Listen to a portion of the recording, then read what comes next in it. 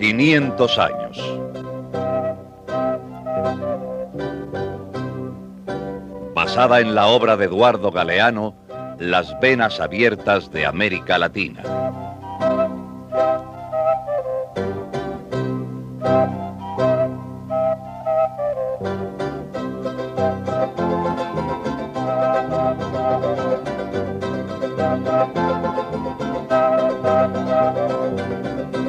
Tierra sin hombres. Y hombres sin tierra.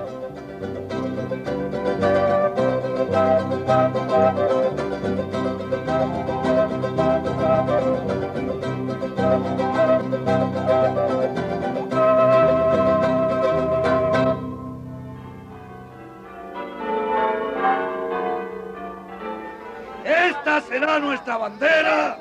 La Virgen irá con nosotros. Irá delante de nosotros. El sacerdote alzó el estandarte ante el gentío. El lienzo fulguraba. Desde él, Nuestra Señora de Guadalupe, la Virgen Morena, sonreía a los indios. Ella llegó a México hace 300 años y lo ha visto todo con sus ojos. El padre Miguel Hidalgo tenía casi 60 años cuando puso al frente de los indios de su parroquia la bandera de la Virgen de Guadalupe y comenzó la lucha por la independencia de México. Era el año 1810. ¿Y qué es lo que ha visto la Virgen? Ella vio llegar a los españoles, los vio robarse la tierra de los indios. Eran las milpas de maíz de nuestros abuelos y hoy son las haciendas de esos codiciosos terratenientes. Hermanos, ¿queremos recuperar esas tierras? ¡Sí! ¿Queremos volver a ser los dueños de esas tierras que los odiados gachupines nos robaron? ¡Sí! El padre Miguel Hidalgo sabía muchas cosas. Hablaba la antigua lengua indígena de los otomíes, que habían sido exterminados por los conquistadores. Había enseñado a los indios a cultivar la uva y a criar el gusano de seda, a fabricar la loza y las tejas. El cura Hidalgo les estaba enseñando ahora a empuñar las armas para recuperar sus tierras. ¡La tierra! ¡Por la tierra vamos a pelear! ¡Y la Virgen de Guadalupe peleará con nosotros! En menos de 6 semanas, 80,000 hombres seguían al padre Miguel Hidalgo. ¡Viva la Virgen de Guadalupe! ¡Viva los españoles! El cura revolucionario, al frente de la avalancha insurgente de indios sin tierra, suprimió los impuestos, decretó la libertad de los esclavos, repartió tierras en Guadalajara y se abalanzó sobre México.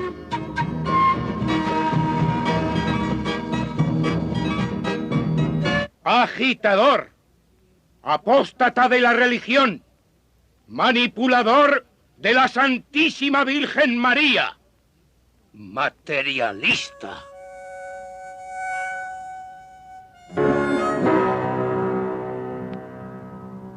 Los obispos de México, que eran españoles y eran también grandes terratenientes, lo calumniaron, lo persiguieron.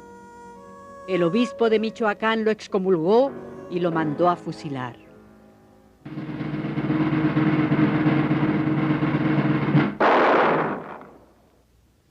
Fusilaron al cura Hidalgo y a todos los jefes rebeldes.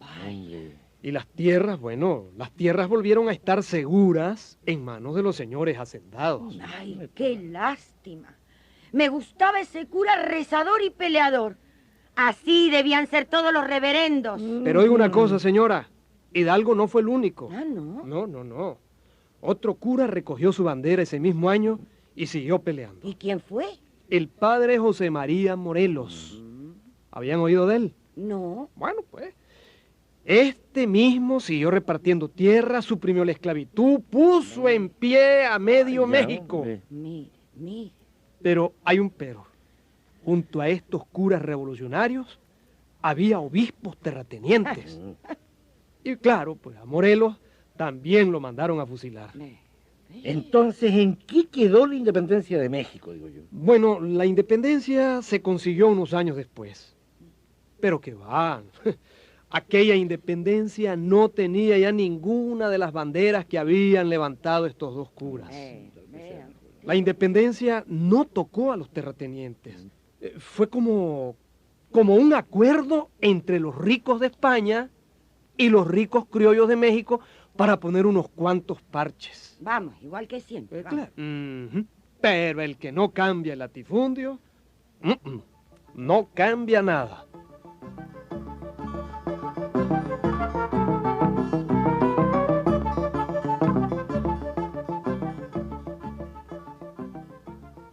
¡Silencio!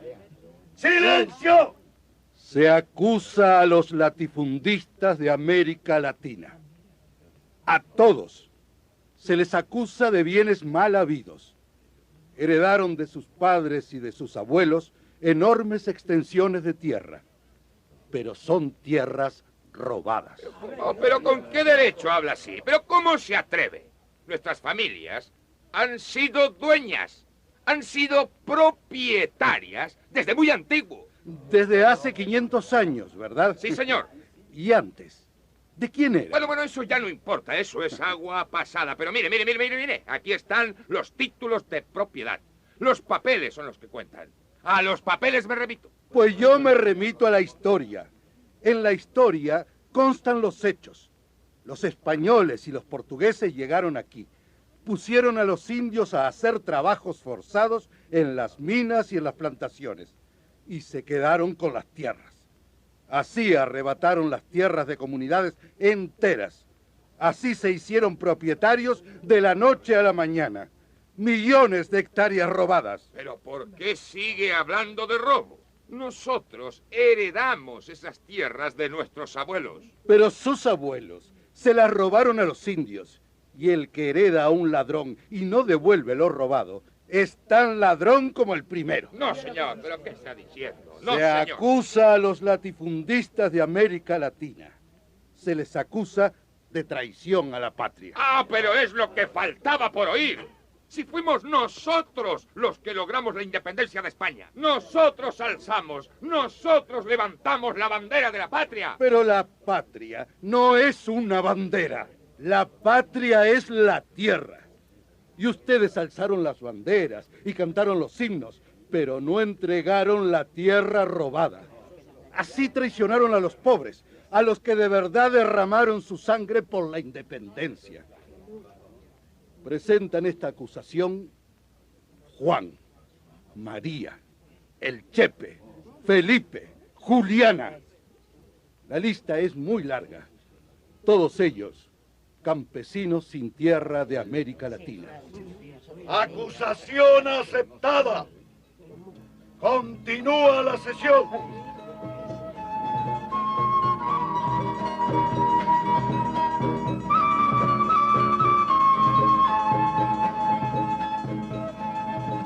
De una punta a la otra punta del continente, el problema era el mismo. Por los años en que el cura Hidalgo y el cura Morelos luchaban y morían en México, José Artigas levantaba la misma bandera de la tierra en las pampas del sur de América, en los territorios que hoy ocupan el Uruguay y las provincias del nordeste argentino. ¿Qué independencia va a ser esta? ¿Qué nación vamos a construir? ¿Una nación solo para los ricos comerciantes del puerto de Buenos Aires y para los terratenientes de las provincias? ¡No, no! No habrá independencia hasta que no haya tierra para los gauchos, para los indios y para los negros. Tierra para todos. Una patria grande para todos. Siguiendo la bandera de Artigas, un pueblo sin tierra y disperso se puso en movimiento hacia la pampa inmensa. Y en la pampa, entre 1000 fogones de criollos pobres, el general Artigas dictaba los decretos de su gobierno revolucionario.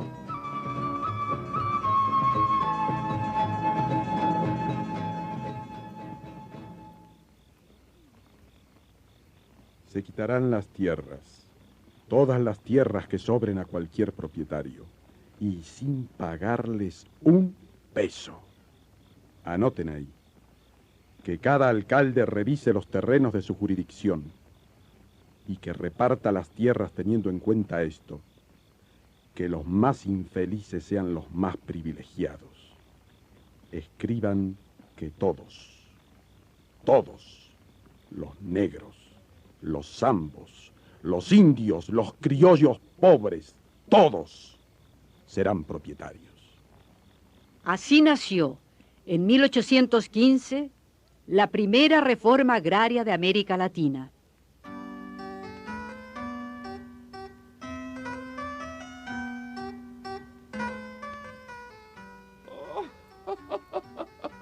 Repartiendo tierras. Pero ¿qué pavada es esa, che? ¿Pero qué se ha creído ese Artigas? Si sus abuelos levantaran la cabeza. Pero fíjense, le ha expropiado las tierras a los Belgrano, a los Mitre, a los Rivadavia. Pero ese loco no respeta a la patria, che. No respeta su sangre ni su clase. Es un resentido, ¿eh? Y va con Poncho. Y dicen que ya apesta a Gaucho de tanto juntarse con esa mala raza. Y no solo a Gaucho, no. Va con un racimo de negros y de indios. Les ha calentado la cabeza a esos pestíferos, che. Invaden las estancias y disparan. Y dicen que la tierra es suya por ley. ¿Pero qué ley? ¿La ley de Artigas? ¿Qué chiste? Claro. Sí, ¿y la ley de la herencia? ¿Y la ley de la propiedad privada? Claro, eso. ¿Pero dónde quedan los derechos adquiridos? La orgullosa oligarquía criolla de Buenos Aires puso el grito en el cielo. Pidió ayuda a los ingleses y portugueses. Y desde el vecino Brasil ordenó la invasión de los territorios en donde Artigas hacía cumplir su ley.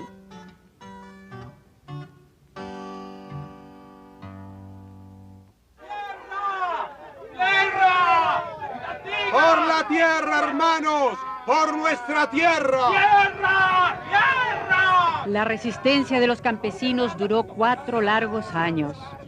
Los pobres sabían bien que en aquella guerra se jugaba su verdadera independencia y pelearon con lanza y cuchillo, en montonera, contra el bien armado y numeroso ejército del Brasil. Pero vencieron los terratenientes. Y los gauchos no conservaron otras tierras que las de sus tumbas. Artigas, solo, se fue para siempre a morir en el exilio. Usted se va vencido y su tierra se queda sin aliento. Su tierra, nuestra tierra del sur. Usted le será muy necesario, don José. Usted le hará falta, porque usted, don José Artigas, con su poncho rotoso, usted, general de los sencillos, es la mejor palabra que el Uruguay ha dicho.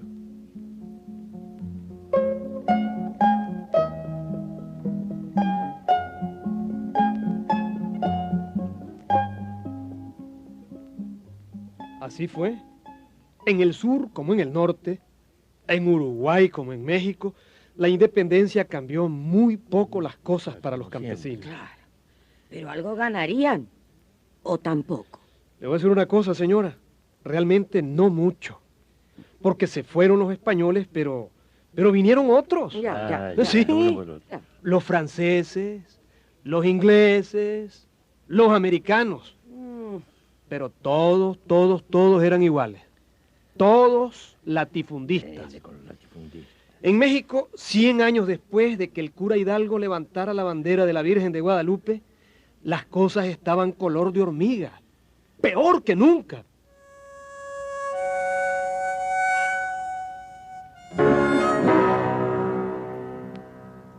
La situación de los campesinos mexicanos en 1910 era insostenible.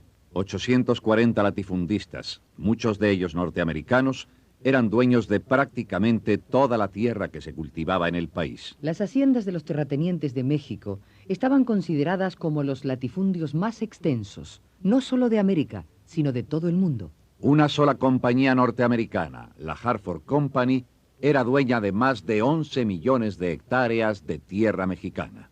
De los 15 millones de mexicanos, 12 dependían de los salarios rurales. Los salarios rurales no habían aumentado ni un solo centavo en más de 100 años.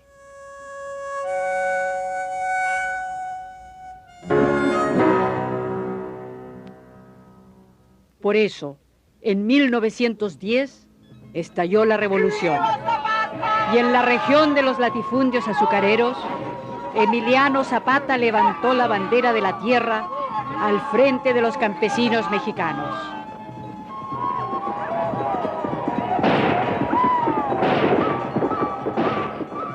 ¡Tierra, hermanos! ¡Tierra! Mientras acá nos morimos de hambre, sin un elote para echarnos a la panza, los caballos de carrera de los señoritos hacendados viven en establos de puritito mármol. Yo lo he visto con mis propios ojos. Así no puede ser, hermanos. No puede ser. Hombres del sur, vale más morir de pie que vivir de rodillas. ¡Viva Zapata!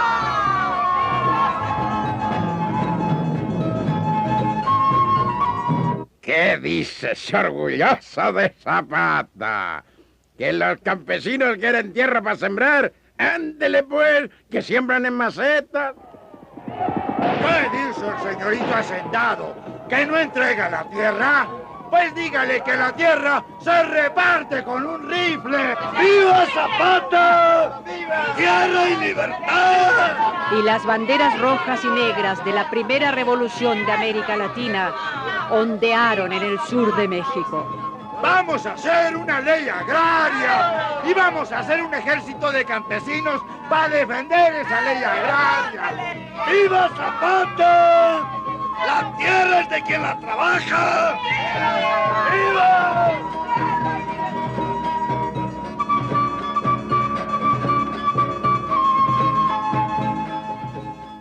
En el norte, otro guerrillero campesino, Pancho Villa, repartía también las tierras.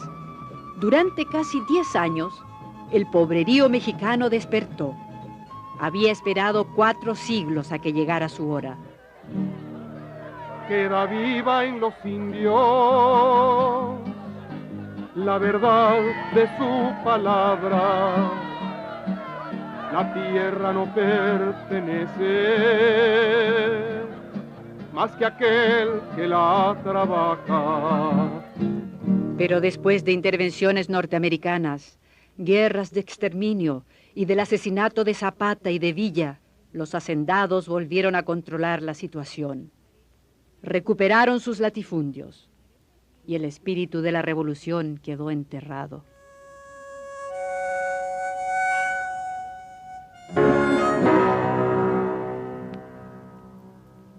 Y tanto que se oye a veces de la Revolución Mexicana. Y hasta un partido revolucionario tienen. Es cierto. Pero, por lo visto, eso es solo una revolución de boquilla. Ciertísimo, ciertísimo. De boquilla y de papeles. Pero aquellas banderas no se perdieron. No. Las banderas campesinas son, ¿cómo podría decirle? Son como las semillas. Eso, como las semillas. Cuando parece que las entierran, repuntan con más fuerza. Mire, solo unos años después de Zapata, levantó la bandera el general Sandino, el general de los hombres libres.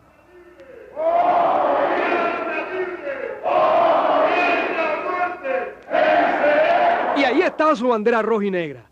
Ahí está, alzada en Nicaragua. Y los campesinos empiezan a comer y los campesinos empiezan a ser dueños de la tierra. Pero la reforma agraria va, de todas maneras va. Pero la reforma agraria va, de todas maneras va. La revolución cubana también alzó la bandera rojinegra y empezó precisamente con una ley de reforma agraria repartiendo la tierra a los campesinos.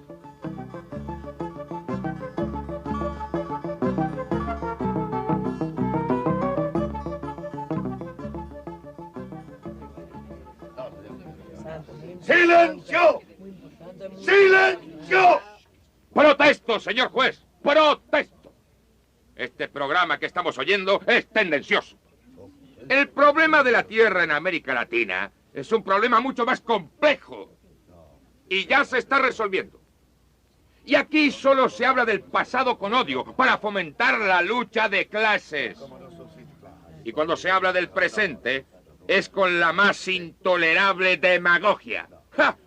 Cuba y Nicaragua. ¿Y el resto de los países qué? ¿Qué? ¿Por qué no se dice que en toda América Latina ya hay leyes agrarias y se están repartiendo las tierras? ¿Por qué no se habla de eso? ¡Basta ya de ideologías! Claro. ¡Silencio! Claro que hay reformas agrarias por todo el continente. Las hay en la palabrería de todos los políticos y en las gavetas de todos los ministerios. Sí, todos. Hasta los latifundistas ya aprendieron que la mejor manera de no hacer la reforma agraria es cacarearla mucho. ¡Protesto, señor juez! ¡Protesto! ¡Eso no es cierto! Todo el mundo sabe cuántas leyes agrarias hay, cuántas experiencias positivas en toda América Latina. Sí. Aflojemos un poco la cuerda para que no se reviente. Cambiemos algo para que todo siga igual. Solicito del señor juez que pasen algunos testigos de los países en donde ya se hizo la reforma agraria.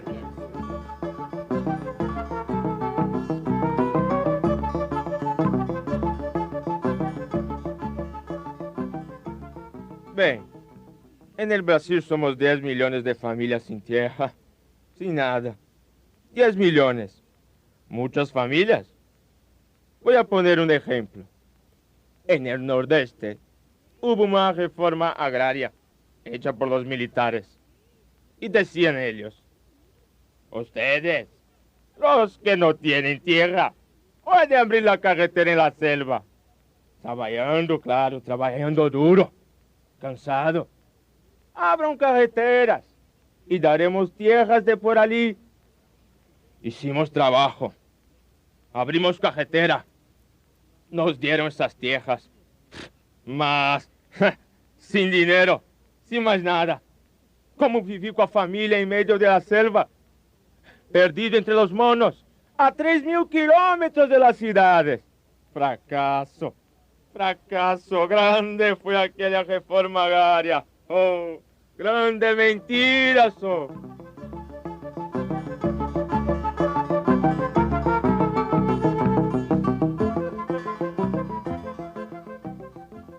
Gobierno ecuatoriano repartió tierras.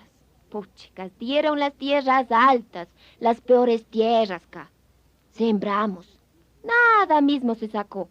No había plata para abonos.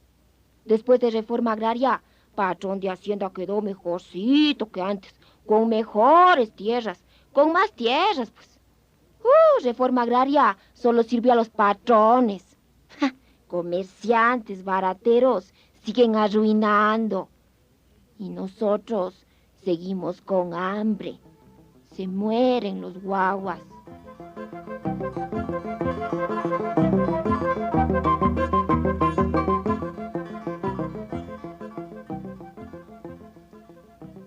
La reforma agraria de la República Dominicana.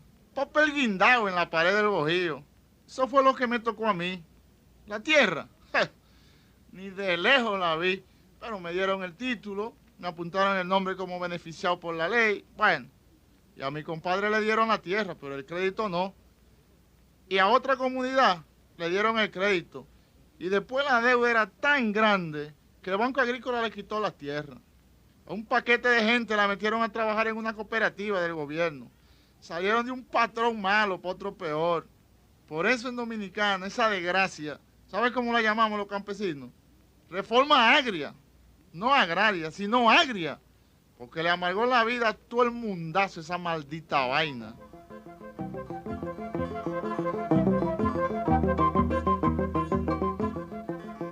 Yo soy salvadoreño. Guanaco, pues. Ustedes saben que mi país, El Salvador, es el más chiquitito del continente. El pulgarcito lo llaman. Pues en ese pulgarcito somos 5 millones de cristianos. con hambre y sin tierra.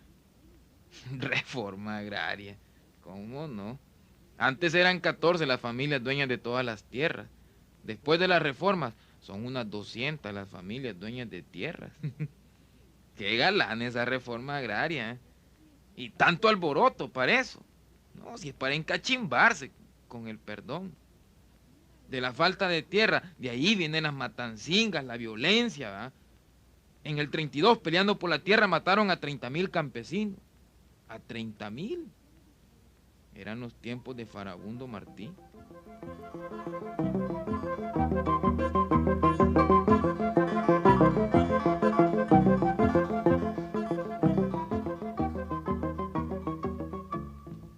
¿Y qué dirían los campesinos de otros países? ¿Qué dirían los argentinos, los venezolanos, los bolivianos? No, el problema está ahí, sigue ahí. Es el problema mayor de América Latina, porque la reforma agraria es la primera bandera. La primera bandera es la tierra. Pero la reforma agraria no es solo la tierra, es el crédito, es la semilla, son los transportes, son los mercados, es todo. Es toda la estructura económica y social de un país. Vean estos datos, señores. La producción del campo latinoamericano es hoy menor que antes de la Segunda Guerra Mundial. Vamos para atrás. Hoy se producen en América Latina menos alimentos que nunca. Y hoy la población es mayor que nunca. Nuestras tierras están sembradas con café, con algodón, con azúcar. Pero no se siembran alimentos. Hay que comprar fuera lo que comemos. Y hay millones dentro muriéndose de hambre. Tenemos tierras riquísimas, pero no se cultivan.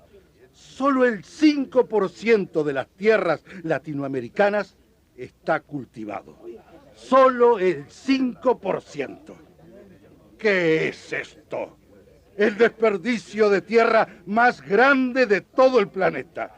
Desperdicio de tierras y desperdicio de hombres. Porque no hay trabajo en el campo. Tierra sin hombres y hombres sin tierra. Y la poca tierra que se siembra, acaparada por unos cuantos. Esto es un crimen. El latifundio es el pecado original de la colonia. Y es el pecado mortal de nuestro continente. Está matando a millones. Y así no puede ser. ¡Protesto, señor juez! ¡Protesto! Esa información está manipulada. ¡Silencio! Pido la palabra, señor ¡Silencio! Juez. ¡Cállese! Yo también Por pido favor, la palabra. usted, cállese. Señor juez, Usted no también. he terminado todavía. La palabra la tienen ahora Juan, María, el Chepe. Que hablen ellos. Hablen ahora ustedes. Sí, ustedes, los campesinos sin tierra de toda América Latina. Ustedes tienen la última palabra.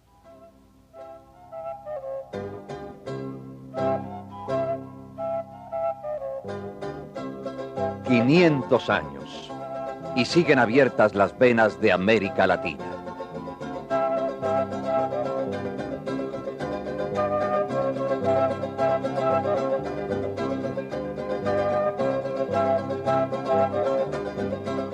Una producción Coradep, escrita por José Ignacio y María López Vigil.